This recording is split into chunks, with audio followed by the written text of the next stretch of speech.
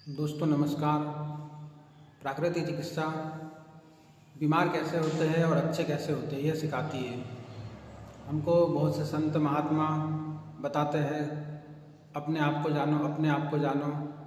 तो ये अपने आप को जानना क्या है? हमारा शरीर तो 5 तत्वों से बना हुआ है और इन्हीं पंच तत्वों के कम या अधिक होने पर, अनबैलेंस होने पर हम रोगी होते हैं। साथ में हमारे शरीर में विटामिन्स की भी कमी होने पर हम रोगी होते हैं।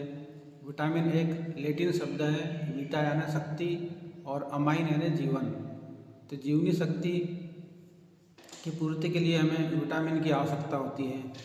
विटामिन को वैज्ञानिकों ने 2 भागों में विभक्त किया है। एक पानी में घुलने वाले vitamin B, vitamin C, vitamin H, और दूसरे विटामिन जो तेलीय पदार्थ होते हैं, वसा, फैट। तो ये होते हैं vitamin A, vitamin E, vitamin D, vitamin के।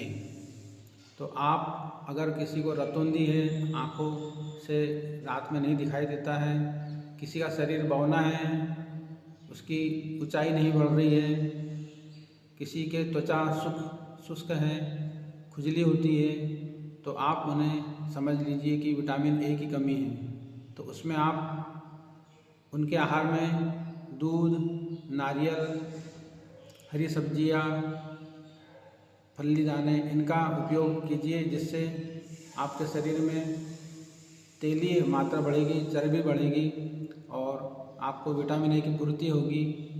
पपीता, हमें भगवान ने प्रकृति के अनुसार, मौसम के अनुसार हर प्रकार के अलग अलग फल दिए हुए हैं। तो हमें हमारे शरीर को किस मौसम में कौन से विटामिन की आवश्यकता है, तो ईश्वर उस तरह के उस सीजन में हमें फल उपलब्ध करा देता है। तो आप हर मौसम में आने वाले फलों का उपयोग कीजिए। जिस मौसम में जो फल मिल रहे हैं उनका अधिक से अधिक उपयोग कीजिए, क्योंकि हम पहले भी बता चुके हैं कि आग पर पका हुआ भोजन करके हम जिंदा रहते हैं, स्वस्थ नहीं। स्वस्थ रहने के लिए हमें कच्चा आहार ही अधिक से अधिक लेना चाहिए। शेर, चीता, कौवा, तोता, मैना, बिल्ली, जीव जंतु कोई आग पर पका हुआ नहीं खाता, इसलिए वे स्वस्थ रहते हैं। जैसे शरीर में हमारे नमक की कहीं आवश्यकता नहीं है, क्योंकि नमक का भी उपयोग कोई जीव जंतु नहीं करता, सिर्फ हम जीभ के स्वाद के लिए का नमक खाते हैं।